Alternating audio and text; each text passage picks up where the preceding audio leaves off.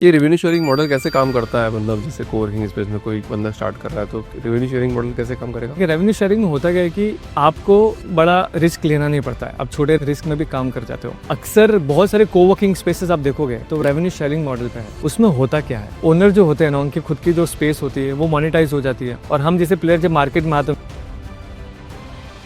हम समझो meeting room space, daily pass होता है, बाई वीकली पासेस होते हैं, शूट्स होते हैं, जिससे क्या होता है कि ओनर को बेनिफिट होता है। तो रेवेन्यू शेयरिंग मॉडल में जो पार्टनर है उसको भी बेनिफिट होता है कोवर्किंग इंडस्ट्री में, क्योंकि मैं हमेशा से कहता हूँ कि coworking business loss making business है। अगर आपको सही तरीके से अगर बिजनेस को चलाना नहीं आता है,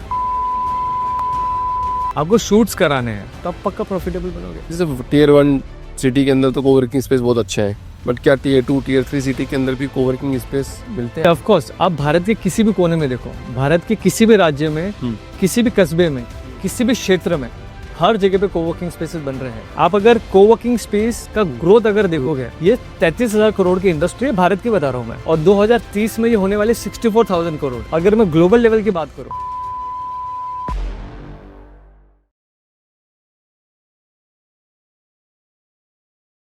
राज जी, बहुत बहुत स्वागत है आपका द फाउंडर्स ड्रीम में। कैसे है सर आप? Grateful to be here. Thank you so much. 10 साल हो गए सर आपको बिजनेस करते करते। कैसा लग रहा है 10 साल की जर्नी में? 10 साल जर्नी में कोवर्किंग स्पेस में तो काफ़ी काफ़ी एक्सपीरियंसेस हुए, बैड एक्सपीरियंसेस भी हुए। फिर उस बैड एक्सपीरियंस से काफ़ी सारी चीज़ें सीखी भी है। एक्चुअली मैं मेरी करियर की शुरुआत न्यूज़ एंकरिंग से हुई थी। मैं न्यूज़ चैनल में न्यूज़ एंकर था, क्योंकि मैंने जर्नलिज्म किया हुआ था। बट ऐसा हो गया कि वो नोएडा शिफ्ट हो गई। देन वहाँ से फायर हो गया मैं। फिर मैंने सोचा कि अब फायर कर दिया गया, क्योंकि वो बंद हो गई थी। हाँ। बट मैंने जो कंपनी बनाई है ना, ये कंपनी मैंने नहीं बनाई, ऐसे मैं कहता हूँ। कुछ परिस्थिति ऐसे निर्माण हो गई कि कंपनी को बनना पड़ा। क्योंकि मैं पहले जब जॉब से निकाला गया, दूसरे जॉब भी के साथ भी मेरा ऐसा हुआ, तीसरी कंपनी में लगा, उसके साथ भी मेरे साथ ऐसा हुआ, चौथे कंपनी में जब मैं लगा, तो मुझे लगा कि यहाँ पर भी ऐसा हो सकता है, जॉब से निकाला जा सकता है। तो वो जो जो एक परिस्थिति थी, वो ऐसी निर्माण हो गई कि महाभारत आपने देखी है, उसमें अर्जुन की परिस्थिति होती है कि अनक्लैरिटी, अब करना क्या है। सेम मेरी वो परिस्थिति थी। तो मुझे पता है कि पहले अध्याय में अर्जुन कहता है कि सिद्धंति मम घात्राणी, मैं युद्ध नहीं लड़ सकता, आई कांट डू।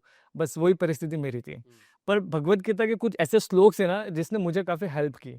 जैसे अगर मैं आपको बताना चाहूँ तो, शुद्रम हृदयम दौर्बल्यम, हृदय की शुद्धता छोड़ दे, उद्धरद आत्मनात्मना, तेरा उद्धार तुझे करना है। ममे वांशु जीवलोके, मैं भगवान का अंश हूँ, सर्वस्य चाम हृदय से निष्ठो, भगवान मेरे हृदयस्थ है। तो ये सोच से, पॉजिटिव विचारधारा से मैंने सोचा कि अब तो खुद का कुछ तो करना पड़ेगा। तो लास्ट में मेरे अंदर से आवाज है, करिष्य वचनम तव। अगर आप देखोगे भगवत गीता के लास्ट के अध्याय में, जब अर्जुन कहता है कि हाँ मैं कर सकता हूँ, उसी तरह का मेरे अंदर से आवाज है कि नहीं, अब मैं कर सकता हूँ, अब जॉब में तो मेरा कुछ हो नहीं रहा है। देन वहां से ग्रेट ऑफिसेस के निर्माण हुए। और ग्रेट ऑफिसेस आप देखोगे तो आज के टाइम पे हमारे 3,000 से भी ज़्यादा कोवर्किंग स्पेस के नेटवर्क है। हम एक ऑनलाइन टेक प्लेटफॉर्म है, और हमने 8,000 से भी ज़्यादा सीट्स कोवर्किंग स्पेसेस को प्रोवाइड किया। क्लोज टू 50 CR का बिजनेस हमने कोवर्किंग स्पेसेस को दिया है। और क्लाइंट्स अगर हम देखें तो छोटे छोटे स्टार्टअप्स हमारे क्लाइंट काफ़ी फोकस में, और बड़े बड़े क्लाइंट टाइम्स ऑफ इंडिया, जी को भी हमने कोवर्किंग स्पेसेस प्रोवाइड किया। ये जर्नी शुरुआत करना स्टार्टअप हर कोई चाहता है, बट मेरे लाइफ में ऐसा हो गया था कि अप्स एंड डाउन्स भी आए। उस समय पे मुझे पता है कि मेरा जो बैकग्राउंड है, लोअर मिडिल क्लास फैमिली से रहा है। हर दूसरे इंसान का होता ही है, आपको पता ही है। सही बात है। तो उस समय मेरे माता पिता से मैंने बहुत सीखा है, और मैं उनको कृतज्ञ व्यक्त करना, मतलब हमेशा कृतज्ञ व्यक्त करता हूँ। उनको देखकर हमेशा हाथ जोड़कर कहता हूँ कि धन्यवाद। बहुत सारी चीज़ें मैंने सीखी है उस फेस में। जैसे कि जब परिस्थिति विपरीत थी, उस टाइम पे पापा हमेशा कहते थे कि हरि करे सो खरी, जाय विधि राखे राम, त्याय विधि रहिए, सीताराम सीताराम कहिए। मतलब वो गलत परिस्थिति में भी पॉजिटिव रहना, यानी वो सच्चा सकारात्मक दृष्टिकोण है, वो वहाँ से मुझे पता चला, जो मेरे ग्रेट ऑफिस बिजनेस की जर्नी में काफ़ी काम आया। तो वो सोच वो डेवलप हुई, उसकी वजह से मैं काफ़ी अच्छी तरीके से सस्टेन कर पाया मैं। बट जो 2015 में स्टार्ट कर रहे थे तब तो ये सब का ज्ञान नहीं होगा आपको, या उसी टाइम था, या फिर आपने बाद में देखा कि यार ये सब ऐसा मेरे घटना जो घटित हुई इस वजह से हुई? नहीं, ये बहुत इंटरेस्टिंग सवाल है आपका, क्योंकि हुआ क्या ना कि मैंने कभी नहीं सोचा था कि मीडिया का जो न्यूज़ एंकर बंदा है वो स्टार्टअप में आएगा, और स्टार्टअप में भी रियल स्टेट वाले सेगमेंट में जाएगा। ये मैंने कभी नहीं सोचा था। एक्चुअली हुआ, मैनिफेस्टेशन नहीं किया आपने? कोई मैनिफेस्टेशन नहीं किया आपने? मैनिफेस्टेशन नहीं बोल सकते, बट हाँ, कि कुछ चीज़ें मैंने देखी, मुझे ऐसा लगा कि हाँ, मुझे कुछ चीज़ें में बदलाव लाना चाहिए। जैसे कि कोवर्किंग स्पेस में क्या होता था कि अक्सर मैंने देखा है कि जो लोग आते थे कोवर्किंग स्पेस में, अभी जिनके बजट कम होते हैं, उनको कोवर्किंग स्पेस क्या करता है, डिस्क्वालीफाई कर देता है लीड्स कि यार ये हमारे काम का नहीं है। काम का नहीं है। अब मेरी नज़र उन पर होती थी, मैं हमेशा से सोचता था ये जाते कहाँ पे हैं, क्यूरियोसिटी होती थी। अभी हमारा नेटवर्क बन गया है, अगर आप मुझे मिले हो, समझो बजट कम है, आप चले गए, तो अंदर होता है ना मन में कि अरे बैठते कहाँ पे है, इनको कौन सा कोवर्किंग स्पेस पर सीट देगा। तो Correct. मैं कनेक्ट करता था उनसे, तो पता चलता था कि वो रेसिडेंशियल में बैठे हैं, स्टारबक्स में बैठे हैं। यानी कोवर्किंग स्पेस होने के बावजूद भी ये जो मार्केट है स्टार्टअप का, जो छोटे स्टार्टअप है ना, वो एंटर नहीं कर पा रहे थे कहीं ना कहीं। तो वहाँ पे एक आइडिया क्लिक हुआ, मैंने सोचा कि इनके लिए कुछ करते हैं। तो वहाँ पे मैंने क्या किया कि जैसे आप देखोगे तो जितने कोवर्किंग स्पेसेस है वो क्या करते हैं, हम्म, वो हाई रेंट पे ऑफिस लेते हैं, बिल्कुल हाई रेंट पे लेते हैं। लोकेशन अच्छा होता है, उनका जो इंफ्रा होता है वो भी बहुत अच्छा होता है, उस पर बहुत सारे कैपेक्स वो लगाते हैं, प्लस जो एम्प्लॉय होते हैं वो भी वेल पेड एम्प्लॉय होते हैं। अभी आप सोचिए, अगर इतना एक्सपेंस करने के बाद जो पर सीट होगा वो ऑटोमेटिक बढ़ जाएगा। करेक्ट। ओके। और जो छोटे छोटे स्टार्टअप्स हैं वो मैच ही नहीं हो पा रहे, तो मैंने क्या किया कि एक चीज़ सोची कि जो हाई रेंट वाला सेगमेंट है उसको मैंने रेवेन्यू शेयरिंग में कन्वर्ट किया। अगर मेरे आप कोवर्किंग स्पेसेस देखो और जो नेटवर्क देखो तो कैसे है, या जिसका ओनर है उसकी जो जगह है उनके साथ हम रेवेन्यू शेयरिंग में आ गए, उससे हाई रेंट का प्रॉब्लम चला गया। जो इंफ्रा है, जो बड़े कैपेक्स लग रहे हैं, उस जगह पे हम प्लग इन प्ले ऑफिस में जाते हैं, यानी ready to move in office, कोई फैंसी इंफ्रा वगैरह नहीं करते। जो एम्प्लॉय है, वेल पेड एम्प्लॉय, उसके अल्टरनेट में आगे नॉर्मल एवरेज एम्प्लॉयज। अब ये सब करने के बाद क्या हुआ, पर सीट कॉस्ट कम होगी। अब पर सीट कॉस्ट कम होने के बाद ये जो सेगमेंट थे जो गायब हो रहे थे वो मार्केट में एंटर कर गए। करेक्ट। तो कहने के ये जो लूप होल था ये मैंने उससे समय क्रैक कर लिया था। काफी कोवर्किंग स्पेसेस कर रहे होंगे, पर कहने के मुझे ऐसा लगा कि अगर कर भी रहे हैं ना तो वो उसमें इंक्रीज होना चाहिए नंबर ऑफ कोवर्किंग स्पेसेस, वो हो नहीं रहे थे। तो आज देखोगे तो जो कोवर्किंग स्पेसेस है हमारे अफोर्डेबल प्राइस वाले हैं, और जो छोटे छोटे स्टार्टअप से बैठे हैं, बड़े बड़े लोग इसमें। कोवर्किंग स्पेस अगर आप देखो 400 सीटर से अबाव है जो हमारे कोवर्किंग स्पेसेस में हमने स्टार्टअप्स को प्लेस दिया है। हाँ। और ऑनलाइन एग्रीगेटर प्लेटफॉर्म भी है मेरे, जैसे मैंने कहा, उसमें क्लोज टू मोर देन 8000 लोगों को हमने कोवर्किंग स्पेसेस प्रोवाइड किया है। 8000 लोगों को। Yes yes. ये रेवेन्यू शेयरिंग मॉडल कैसे काम करता है, मतलब जैसे कोवर्किंग स्पेस में कोई बंदा स्टार्ट कर रहा है तो रेवेन्यू शेयरिंग मॉडल कैसे काम करेगा? देखो रेवेन्यू शेयरिंग मॉडल जो है ना बहुत इंटरेस्टिंग मॉडल है। मैं हमेशा से कहता हूँ कि इंटरेस्ट देने वाला, पैसे देने वाला है, इंटरेस्टिंग। इंटरेस्टिंग मतलब मेरे लिए, क्योंकि ये डोमेन मेरे लिए काफी पैशनेट है। हाँ। ओके। इंटरेस्टिंग इसलिए है ना कि रेवेन्यू शेयरिंग में होता क्या है कि आपको बड़ा रिस्क लेना नहीं पड़ता है, आप छोटे रिस्क में भी काम कर जाते हो। रेवेन्यू शेयरिंग मॉडल अक्सर बहुत सारे कोवर्किंग स्पेसेस आप देखोगे तो रेवेन्यू शेयरिंग मॉडल पे है। ओके। और नॉट ओनली कोवर्किंग स्पेसेस, आप मैकडोनल्ड देखो, स्टारबक्स देखो, ऐसे बड़े बड़े ब्रांड है जी। ओके। भले उनके फूड चेन है बट उनका जो बेस है धंधे का वो रियल स्टेट है। ओके। इसी प्रकार कोवर्किंग स्पेस भी है। हम रेवेन्यू शेयरिंग में बेसिकली कैसा होता है ना कि कुछ परसेंटेज होते हैं, वो म्यूचुअल एग्री करना होता है ओनर के साथ।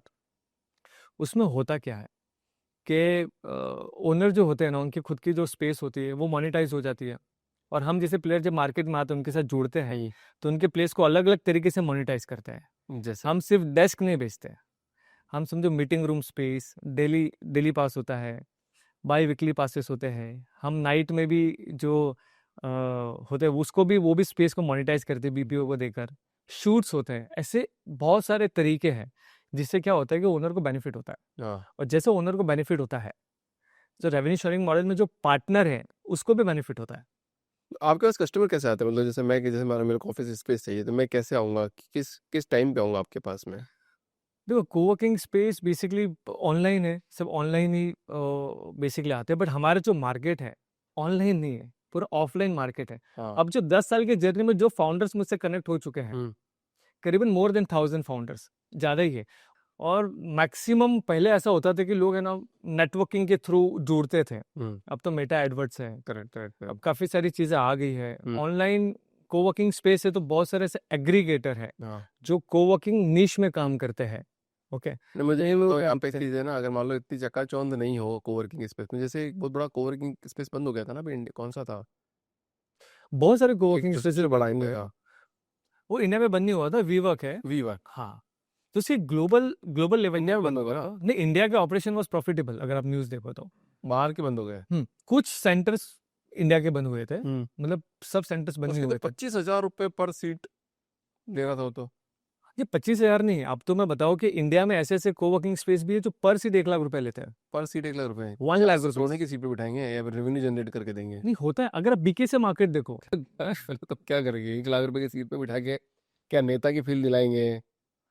कैसे होगा देखो उसके भी टारगेट ऑडियंसेस है। मुझे भी ऐसे लगता था। हाँ देखो बड़े बड़े ब्रांड्स होते हैं, ऐसे बहुत सारे कंपनीज हैं, हाँ वो पर सीट 1 लाख रुपीज देते हैं। मैंने 10 सीट दी हुई है, बीके एरिया की बात कर रहा हूँ। हम्म पर सीट 55,000 रुपीज, यानी 10 लोग बैठे हैं, वो कितना रेंट पे कर रहे हैं? More than 5 lakh rupees. उसमें से लोग आते भी नहीं है, सिर्फ 2 लोग बैठे रहते हैं कैबिन में, बट वो पे कर रहे हैं। ऐसी कंपनीज भी है। रीजन क्या है मतलब इसके पीछे? ऐसे रीजन नहीं है। देखो पहले ऐसा था कि मतलब नाइस टू हैव कल्चर था, अब मस्ट हैव हो चुका है। कोवर्किंग स्पेस का जो वाइब है, कोवर्किंग स्पेस में जो नेटवर्किंग मिलती है, कोवर्किंग स्पेस में जो अपॉर्चुनिटी मिलती है, जो कम्युनिटी बनती है, ओके। पर बनती है कैसे? मेरे को तो नहीं लगता बनती होगी। कोई एक फाउंड कोई आप सही से बताना, कोई भी दो फाउंडर आपस में बात करना चाहते हैं क्या? देखो क्या ना, दो फाउंडर आपस में कोलैबोरेट करना चाहते हैं क्या? एक कोवर्किंग स्पेस में 5 को फाउंडर बैठे हैं, अलग अलग कंपनी चला रहे हैं। क्या वास्तव में रियलिटी है कि कोई फाउंडर आपस में बात करके कोलैबोरेट करके एक दूसरे को बिजनेस करेगा, हेल्प करेगा? ये बहुत अच्छा सवाल है। 10 साल की जर्नी सही बताना इस पॉडकास्ट में। देखो ये जर्नी में आप जो बता रहे हो, सवाल भी मेरा अलग होगा, क्योंकि प्री कोविड अगर आप देखो, हम्म प्री कोविड में कैसा था कि ये स्पेस में स्टार्टअप इवेंट्स होते थे। एक कोवर्किंग से लोग दूसरे कोवर्किंग में जाते थे, उसमें से मैं खुद एक था, नेटवर्किंग के लिए। अब कैसा हो गया है ना कि कोविड के बाद खुद के कोवर्किंग में अगर इवेंट हो रहा, कोई जाएगा नहीं। माइंडसेट बदल गया है। देखो प्री कोविड में क्या होता था कि अमेनिटीज, वाइब, नेटवर्किंग पर फोकस किया जाता था। अब एक्सेसिबिलिटी पे फोकस करते हैं। Correct. पहले क्या होता था? पहले आप देखोगे तो जैसे मैंने कहा कि लग्जरी पे फोकस करते थे, अब नेसेसिटी हो गई है। पहले ऐसा होता था कि मतलब जो विजनरी फाउंडर्स होते थे, मैं उनसे बात करता था ना, वो कहते थे कि मुझे स्टार्टअप इंडिया को हेल्प करनी है, डिजिटल इंडिया को हेल्प करनी है, हमारे ये विजन है, अब अंधा पैसा कमाना है। ओके, बहुत चेंज हो चुका है। अगर आप देखोगे पहले, प्री कोविड की बात कर रहा हूं मैं, 10% स्पेस कैबिन्स होते थे, 90% ओपन स्पेस होते थे। करेक्ट। अगर आप अब देखोगे तो 10% ओपन स्पेस होता है, 90% कैबिन्स होते हैं। पूरा भर दिया। ओके, तो ये माइंडसेट पे शिफ्ट हुआ ही है, तो बहुत फर्क आ गया है। और बात रही स्टार्टअप इवेंट्स की और कोलैबोरेशन की, हाँ वो थोड़े कम हो गया एज कम्पेयर टू। बहुत अच्छा जवाब। क्योंकि आप देखोगे ना कि पहले क्या होता था कि बियर और बीन बैग्स के लोग पीछे भागते थे, अब बैंडविड्थ के पीछे भागते हैं। माइंडसेट शिफ्ट हो चुका है। अंधा पैसा क्या होता है सर? ये कल भी हम बात कर रहे थे, हमारी बोल रही थी अंधा पैसा। मेरे का पैसा अंधा होता है? अंधा पैसा कैसे? कि मैंने देखा हुआ बोला आप, मतलब कल वो एक बात हो रही थी और आज वापस हो गई, इसलिए वो एक सवाल। अंधा पैसा क्या, मैं आपको बताता हूँ कि जैसे कि एक मैनेज्ड ऑफिस आपको पता होगा। मैंने अब रिसेंटली एक डील के बारे में बताता हूँ। वो 100 सीटर का एक क्लाइंट था जिनका बजट 10,000 था। तो ये कितना हो गया? 10 lakh rupees per month rental. ठीक है। अब वो बिलेबल सीट्स के हिसाब से होता है, अगर आपको पता होगा तो वो जो सर्विस प्रोवाइडर है उनकी बिलेबल सीट्स हो रही थी 180। हाँ ओके, बट हालांकि 100 सीट से एक्सेस कर रहे हैं, बट वो 180 सीट्स हो रही थी, जिसमें बड़े मीटिंग स्पेस हो गए, बड़ा रिसेप्शन हो गया, बड़ा कैफेटेरिया हो गया। ओके, तो इसमें होता क्या है कि आजकल ऐसा हो गया है कि कोवर्किंग स्पेस में कि अगर आप एंटर कर रहे हो, ओके, तो आपका पॉकेट बड़ा होना चाहिए। और जो 10 लाख का जो क्लाइंट था उसका रेंट हो गया 25 लाख रुपीस। तो कहने का ये मतलब हो गया, मतलब आजकल कैसा हो गया है ना कि कोवर्किंग स्पेस लोगों को ऐसा लगता है कि इसमें बहुत पैसा है, पर ये बहुत गलत मेंटेलिटी है। मैं कहता हूँ कि कोवर्किंग स्पेस सबसे बड़ा लॉस मेकिंग बिजनेस है, अगर आपको उसको मोनेटाइज करना नहीं आया तो। पर मोनेटाइज कर ही रहे होंगे। कोई ऐसा कोई दो नहीं, एग्जाम्पल बताओगे कि जो एक एक्स कंपनी मोनेटाइज कर रहा अच्छा कर रही है और एक्स कंपनी जो नहीं कर रही है? देखो उसके रीजन है, क्यों नहीं कर रही है उसका बताओ, कर रही है उसका रीजन है। कोवर्किंग स्पेस जो है ना, उसका एक तरीका है एंटर होने का। ठीक है। मेरे पास बहुत सारे ओनर्स आते हैं, हम बेसिकली ओनर्स को सिखाते हैं कि कोवर्किंग कैसे चलाना है। ओके, वो हमारा एक्सपर्टीज है। तो बहुत सारे ओनर क्या कहते हैं कि हाँ मेरे पास पैसा है, मैं कोवर्किंग करना चाहता हूँ। मैं हमेशा से उनको मना कर देता हूँ, क्योंकि प्रॉब्लम क्या है, देखो कोवर्किंग स्पेस शुरुआत की, आपको पहले तो रेंट पे लेना पड़ेगा ऑफिस स्पेस, इंफ्रा बनाना पड़ेगा, एम्प्लॉय लेना पड़ेगा। अब होगा क्या, वो होने के बाद फिर आप पर सीट बेचोगे, आपकी फिक्स लाइबिलिटी हो गई, एकदम फिक्स। और आपके असेट क्या हुए? फ्लेक्सिबल असेट्स हो गए। ओके। अब फ्लेक्सिबल असेट्स में होगा क्या, आप प्रॉफिट ज़्यादा नहीं बना पाओगे। ओके, अगर आप सोचोगे कि नहीं मुझे पर सीट में ही प्रॉफिट निकालना है, हम्म, तो वो क्लाइंट को छोड़ दोगे जिसका बजट कम है और आपकी correct. ऑक्यूपेंसी भरेगी नहीं। हम्म, ओके, तो मोनेटाइजेशन के बहुत तरीके हैं, जैसे मैं आपको बताता हूँ। शूट्स भी होते हैं कोवर्किंग स्पेस में। वो तो आजकल स्टार्ट हुआ है। नहीं, ये मैंने 2016 में पहला शूट्स कराया था, अच्छा, पहले ही कराया है। करा दिया था। तब हुआ ऐसा था कि कौन से शूट्स, किस टाइप के शूट्स? देखो मूवी वाले? बहुत सारे वेब सीरीजेस होते हैं। वेब सीरीज की हाँ, शूट्स? उस टाइम पे कराया था। तो वो आइडिया ऐसे क्रैक हो गया कि जैसे मैंने बताया कि मेरा बैकग्राउंड न्यूज़ चैनल से था। ओके, वहाँ पे प्रोडक्शन हाउसेस के कॉन्टेक्ट्स थे मेरे। तो मेरे को बहुत प्रेशर था एज़ अ मैनेजर के तुम बिज़नेस लेके आओ, ये करो। तो वहाँ पे डिस्कशन में निकला कि अरे शूट्स में हम दे सकते हैं ये ऑफ़िस स्पेस। तो कुछ प्रोडक्शन हाउसेस को मैंने कनेक्ट किए। ओके, और वहाँ से शूट्स के भी इंक्वायरीज़ आने लगे। मैं ये नहीं बताऊँगा कि मैंने शुरुआत की है, बट हाँ, ये आइडिया मुझे क्लिक हुआ था। मुझे नहीं पता था कि कोई कर रहा है कि नहीं कर रहा है। पर ये आइडिया इतना अच्छा क्लिक हुआ कि आज मैंने अक्षय कुमार की डॉलर की ऐड देखो आप, आयुष्मान खुराना की पीटर इंग्लैंड की एडवर्टाइज़मेंट देखो, फैमिली मैन 2 की शूटिंग्स देखो, लव आजकल की मूवीज़ देखो, ये सब कोवर्किंग स्पेसेस में हुए हैं। हाँ, हाँ, यस। वाह। हाँ, और हमने मतलब करीबन 100 से भी ज़्यादा शूट्स हमने करवाए कोवर्किंग स्पेसेस में। अभी वो हमारा रेवेन्यू मॉडल बन चुका है।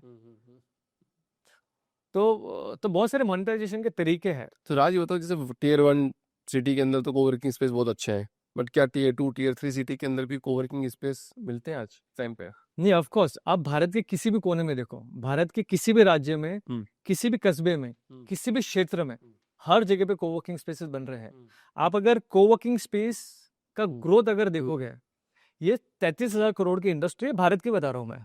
ओके, अब की 33,000 का? 33,000 करोड़ की इंडस्ट्री है और 2030 में ये होने वाले 64,000 करोड़। ओके, अगर मैं ग्लोबल लेवल की बात करूं तो 2 लाख करोड़ की इंडस्ट्री है। 2025 की बात कर रहा हूं मैं, और 2030 में करीबन 4 लाख करोड़ की हो जाएगी। अब हो क्या रहा है, ये इंडस्ट्री बढ़ क्यों रही है? जैसे जैसे स्टार्टअप एक्सप्लोर करेंगे वैसे वैसे कोवर्किंग ब्लास्ट होगा। ये स्टार्टअप आते कहाँ से? इसके दो तरीके हैं। एक तो डीआईपीपीटी के अनुसार आते हैं, जो प्रॉपर्टी। डीआईपीपीटी मतलब department for promotion of policy and internal trades. यानी अगर डीआईपीपीटी आप रजिस्टर्ड हो, यानी गवर्नमेंट ने आपको वेरीफाई किया है, जिससे निवेशकों का भरोसा बढ़ता है। ओके, अब उसमें आने के बाद एक वो हो गए सेगमेंट, और दूसरा सेगमेंट है नॉन डीआईपीपीटी, करेक्ट। जो रजिस्टर्ड नहीं है। ओके, अब जो डीआईपीपीटी में रजिस्टर्ड प्रीवियस ईयर आप देखोगे तो 21,000 लोग थे। तो अगर उसको मैं मंथली डिवाइड करूं तो कुछ 1700 के आसपास हो गए। अगर मैं इसको डे वाइज डिवाइड करूं तो 60 हो गए। अगर पर आवर मैं अगर इसको कैलकुलेट करूं तो 2 स्टार्टअप हो गए। यानी हर 2 घंटे में, हर 1 घंटे में 2 स्टार्टअप जन्म ले रहा है। ये डीआईपीपी हो गया, डीआईपीपीटी का हो गया। नॉन डीआईपीपीटी इससे 4 गुना ज्यादा है, यानी वो हो गए 8। तो टोटल हर घंटे कितने स्टार्टअप जन्म ले रहे? 10। 24 घंटे में 240। ओके, महीने में 7,000 के आसपास, साल में 80,000 के पार। ये वो स्टार्टअप है जो रजिस्टर्ड है कहीं ना कहीं। तो इंडिविजुअल ओनर्स का तो मैं काउंट ही नहीं कर रहा हूँ, उसकी संख्या तो अपार है। ये जो 86,000 80,000 स्टार्टअप्स है, इनको क्या चाहिए? इनको अफोर्डेबल रेंट चाहिए। इनको क्या चाहिए? इनको नेटवर्किंग चाहिए, इनको कम्युनिटी चाहिए, इनको इकोसिस्टम चाहिए। और इकोसिस्टम देने का जिगरा यानी कोवर्किंग स्पेस। कोवर्किंग स्पेस उन लोगों की दुनिया है जो अकेले है लेकिन अकेले नहीं है। ओके, कोवर्किंग स्पेस में आप अगर आप देखोगे तो हर एक सीट बैठा सपना है, हर एक फाउंडर विजनरी है, वो दुनिया बदलने का साहस रखता है कोवर्किंग स्पेस में।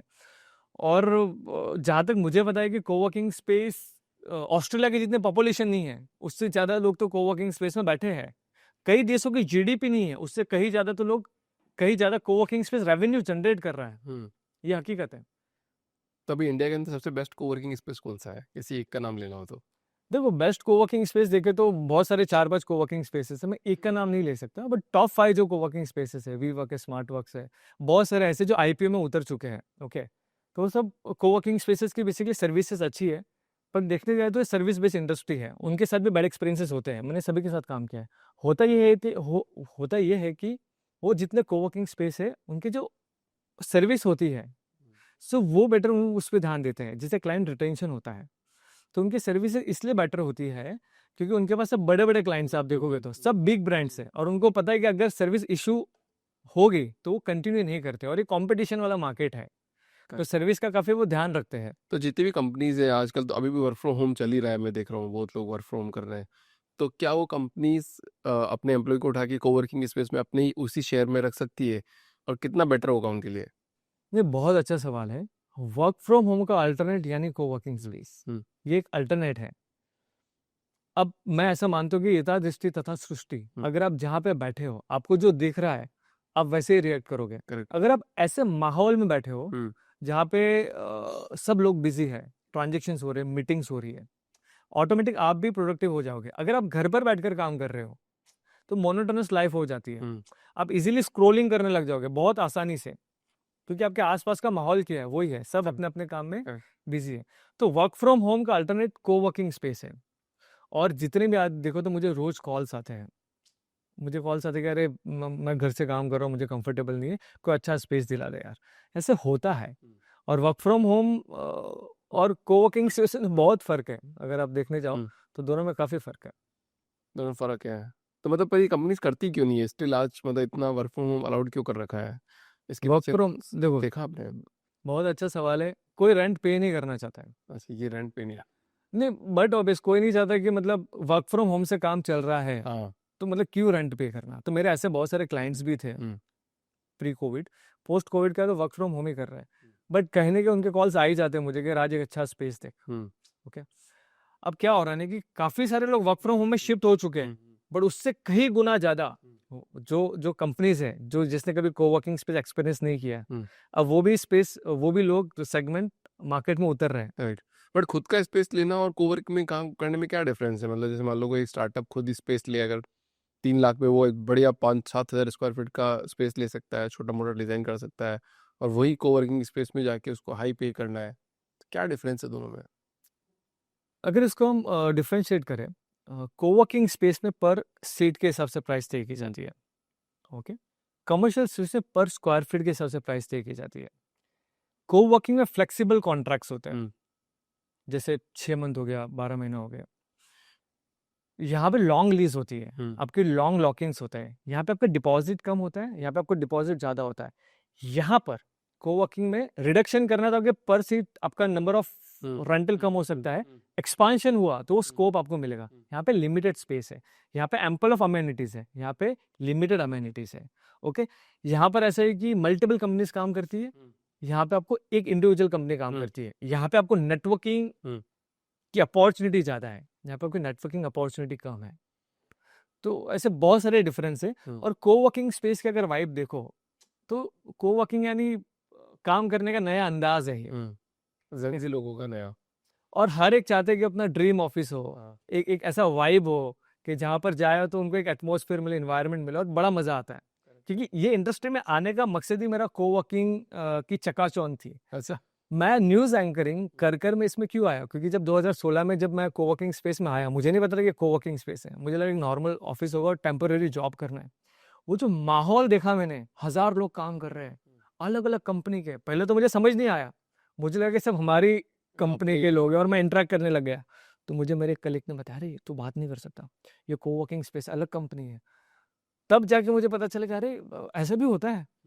तो उस समय जब मैंने वो फाउंडर्स को देखा, मैं बता रहा हूँ पहले क्रेजी था ये मार्केट, फ्रीलांसर फाउंडर सब बैठते थे, मतलब अलग था वो। अब मैनेज्ड ऑफिसेज बन चुके हैं, बड़े बड़े कंपनीज एंटर हो चुकी है। Right।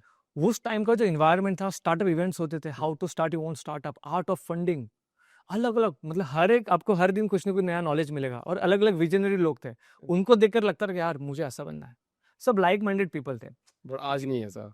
आज आज लोगों का मतलब प्रायोरिटी काम पे फोकस हो गया है कि मुझे बैंडविड्थ चाहिए, मुझे एक्सेसिबिलिटी अच्छी चाहिए, हाइब्रिड वर्क कल्चर को सपोर्ट करे वैसा स्पेस चाहिए। मैंने कहा ना कि पहले स्टार्टअप के नारे लगते थे कि मतलब हम स्टार्टअप इंडिया के लिए काम कर रहे हैं, हम स्टार्टअप के लिए काम कर रहे हैं। आज के टाइम पे सबसे बड़ा दुखी जो सेगमेंट है वो छोटे स्टार्टअप है। हम्म, जैसे मैंने आपको कहा कि इनके नाम का तांडव तो हो रहा है कि स्टार्टअप, बट वो स्टार्टअप को अलाउ नहीं हो रहा है सिस्टम में। वो कारण क्या है? मैं छोटे स्टार्टअप की बात कर रहा हूँ। बिल्कुल। जो अभी जो अच्छे स्टार्टअप है वो पे कर रहे हैं 10,000 12,000, बट ऐसे स्टार्टअप है जिनका बजट अलाउ नहीं करते सिस्टम में आने का। Okay, correct. तो ऐसे स्टार्टअप भी है। तो वही ग्रेट ऑफिस का विजन था कि ऐसे स्टार्टअप को उनको ऑन बोर्ड लाना है। ओके, जिससे ये भी ग्रेट ऑफिस की ग्रेट अमेनिटीज का आनंद ले सके। Correct, correct. अब ये मतलब कोई कोवर्किंग स्पेस पे भी कोई स्कैम होते हैं क्या? होते तो किस तरह के स्कैम होते हैं? या फिर किसी क्लाइंट ने किसी कोवर्किंग वाले को स्कैम कर दिया हो? स्कैम नहीं कर सकते, बट हाँ कुछ चीज़ें ऐसी होती है हम्म कि अगर हम्म वेरिफिकेशन बहुत इंपॉर्टेंट होता है कोवर्किंग स्पेस में। अगर जैसे मैं एग्जांपल बताता हूँ, एक एचआर कंपनी आई थी हमारे पास, उसने अपने डॉक्यूमेंटेशन सब ईमेल करे मुझे जब मैं कोवर्किंग स्पेस में काम करता था। तो वहाँ पे क्या हुआ कि उन्होंने 100 लोगों का इंटरव्यूज रखा, हम्म ठीक है, और इंटरव्यूज रखा 100 स्टूडेंट्स का, सब कॉलेज वाले थे। तो फिर वो 2 दिन उसने कंटिन्यू रखा और हमको पर आवर के हिसाब से उन्होंने रेंट पे किया। अब वो चले गए, आने वाले 7 दिन के बाद सब कोवर्किंग स्पेसेस में, और ये कहने लगे कि ये हमारा ऑफिस है, हमको ये बता के बेचा कि हम यहाँ पे काम करेंगे, हम्म। इतने हमारे एम्प्लॉय है। तो मिसगाइड किया गया, तो ऐसा अच्छा, होता है। स्कैम किया है ऐसा? हाँ, और उसमें वो जो बंदा, जब वो हमारे हाथ में कभी नहीं आया, बट उसके उसके जब कलीग से बात की, उन्होंने बताया कि इन्होंने कम से कम 100 कोवर्किंग स्पेसेस की लिस्ट बना रखी है हम्म अलग अलग स्टेट में। ओके, तो इस तरह से स्कैम होते हैं। बट अब कोवर्किंग स्पेस बहुत स्मार्ट हो गया, उनका वेरिफिकेशन प्रोसेस बहुत तगड़ा हो गया, और देखकर ही पता पता कर लेते हैं कि मतलब जेन्यून है कि नहीं है। तो अभी चीज़ें काफ़ी मतलब बेटर हो चुकी है पहले से। अच्छा, इंडियन गवर्नमेंट कैसे देख रही है, मतलब ये कोवर्किंग स्पेस को? क्या कुछ हो रहा है इसमें? गवर्नमेंट को सपोर्ट कर रही है? देखो, भारत सरकार की नज़र कोवर्किंग स्पेस पे है। अगर आप देखने जाओ तो 947 करोड़ का बजट स्टार्टअप इंडिया में पास हुआ है, जिसमें कोवर्किंग महत्वपूर्ण सेगमेंट है।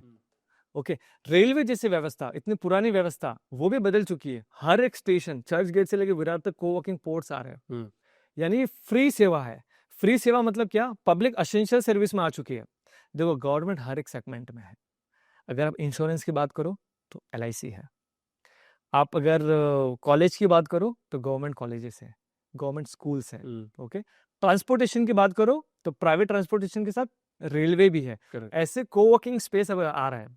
तो कोवर्किंग स्पेस क्या कर रहा है? अगर ये मार्केट में आ गया हम्म तो वो बाकी कोवर्किंग स्पेस की कमर नहीं तोड़ेगा, इनडायरेक्टली उनकी कमर टूटेगी। उसका कारण है कि जैसे जैसे स्टार्टअप को प्रोटेक्ट करेंगे, हम्म जैसे जैसे स्टार्टअप प्रोटेक्ट करेंगे ये, तो वैसे वैसे उनके बिजनेस पे इम्पैक्ट होगा। इम्पैक्ट होने का कारण क्या है? क्योंकि ये छोटे मोटे ऑफिस नहीं चालू करेंगे। 2 lakh square feet, 4 lakh square feet, 10-10 हज़ार की सीट्स का कोवर्किंग स्पेस चालू कर देंगे। Correct correct okay, correct correct. तो ज्यादा से ज्यादा जो डिमांड है वो गवर्नमेंट कैप्चर कर सकता है। और उसके लिए अगर आप देखोगे तो बहुत सारे स्टेट ऐसे हैं, वहां पर करीबन 3-3 लाख स्क्वायर फीट के कोवर्किंग स्पेसेस है, जहाँ पे पर सीट 3 हज़ार में आपको मिलती है। वहां पे आपको मेंटरशिप मिलती है, आपको नेटवर्किंग मिलती है, वहां पे आपको कम्युनिटी मिलती है। कहाँ पर है ये? आप तेलंगाना का एग्जाम्पल लीजिए, अब बैंगलोर में भी होने वाला है, अब मुंबई में भी होने वाला है। यानी जितने भी स्टेट हैं जो कोवर्किंग स्पेसेस में अच्छा कर रहे हैं, वो सब स्टेट की नज़र गवर्नमेंट की उस प्लेस पे है, उस जगह पे, और गवर्नमेंट काम भी कर रहा है उसके लिए। वाह, तो गवर्नमेंट अगर एंटर करती तो बहुत सॉलिड काम हो सकता है। ये सॉलिड काम होगा, देखो, और ज़रूरी भी है। आज कैसा हो रहा है कि जितने बड़े प्लेयर है वो सब कॉर्पोरेट को टारगेट कर रहे हैं, सब बड़े बड़े बिग ब्रांड्स को टारगेट कर रहे हैं। They are happy.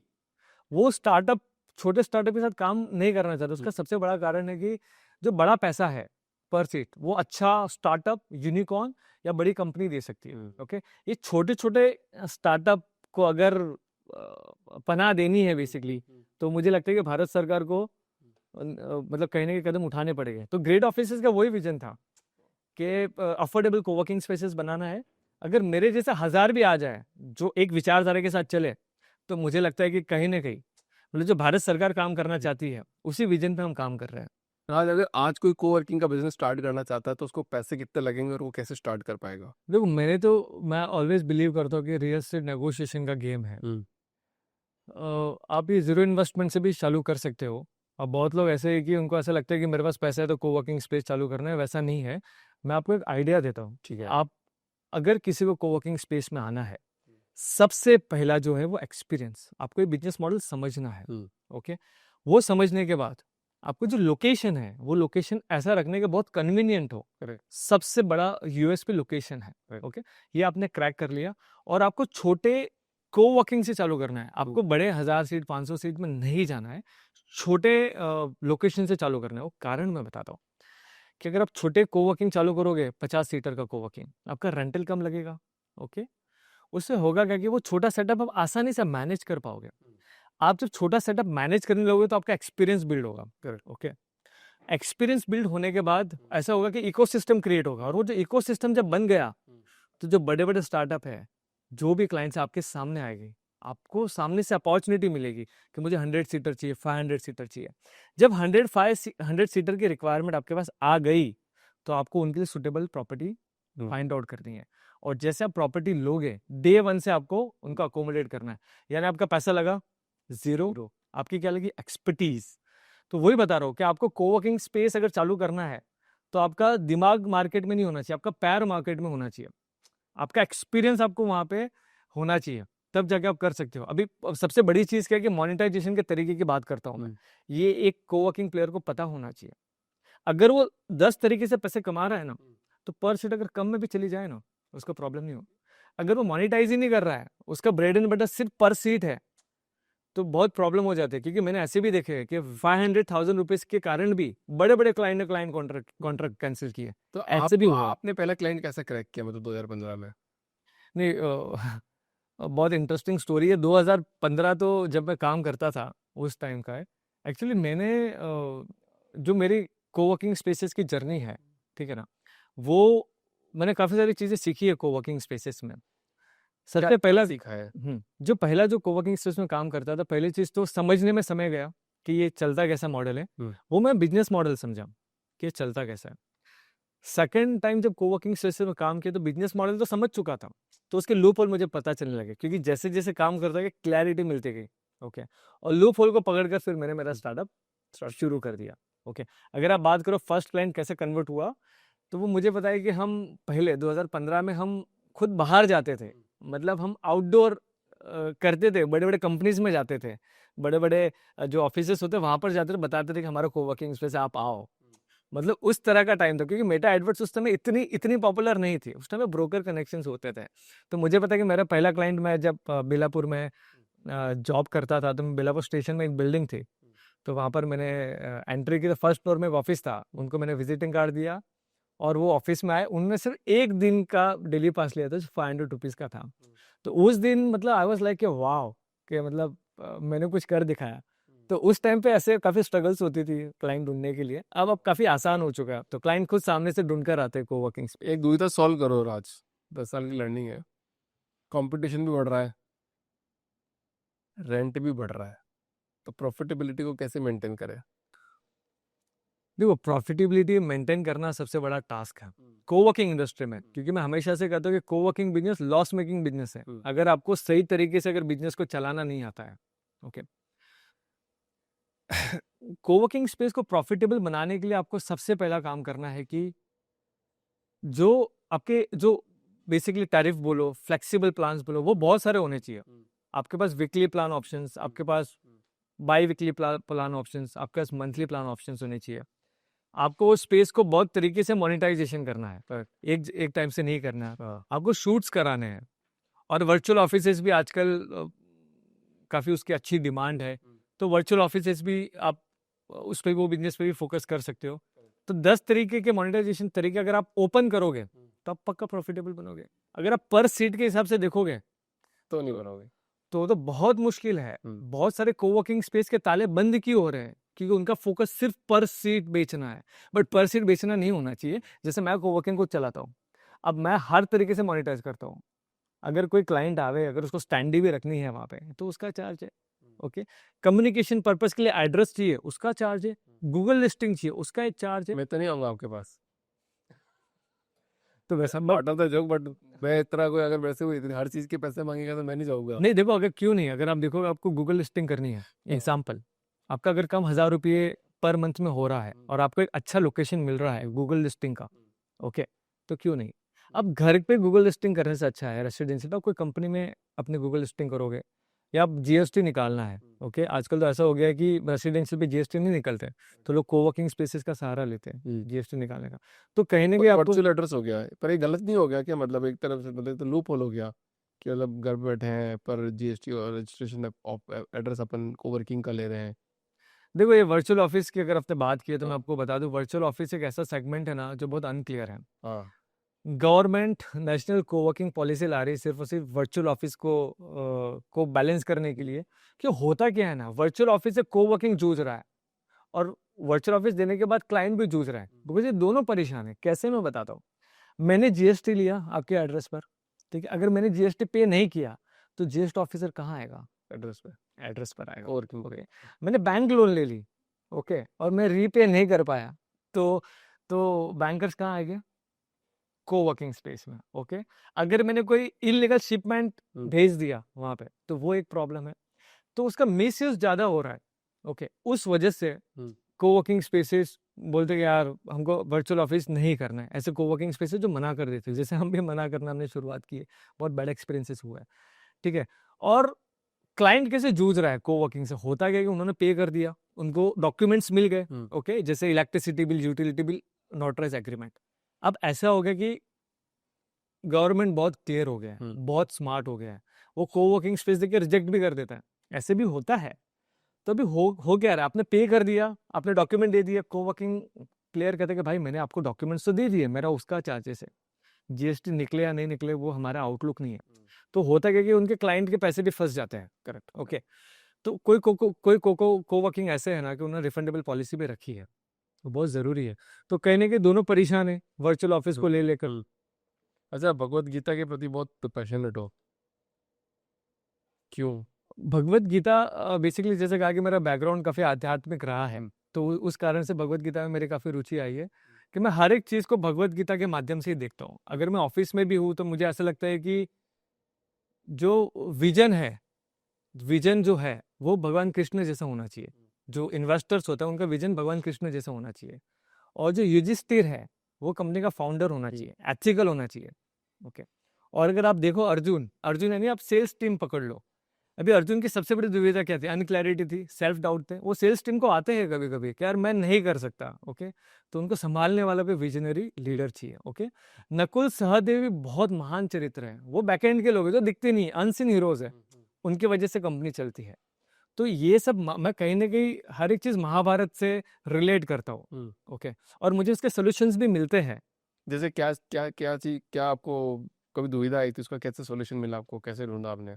जैसे मैंने बताया कि जब मुझे कंपनी स्टार्ट करनी थी तो बहुत अनक्लैरिटी थी, कैसे करूंगा, क्या करूंगा, सेल्फ डाउट थे, आई कान डू वाले वाली वृत्ति थी। अगर भगवत गीता की जर्नी देखो तो अर्जुन पहले कहता है कि मैं नहीं कर सकता, 18वें अध्याय में कहता है कि मैं कर सकता हूँ। ये जो जर्नी है कैन डू से कान डू से कैन डू की, ये भगवत गीता है बेसिकली। तो वो जर्नी मुझे काफी श्लोक्स ऐसे, जैसे मैंने आपको पहले भी बताया था, ऐसे बहुत सारे श्लोक्स है जिससे मुझे काफी हेल्प हुई।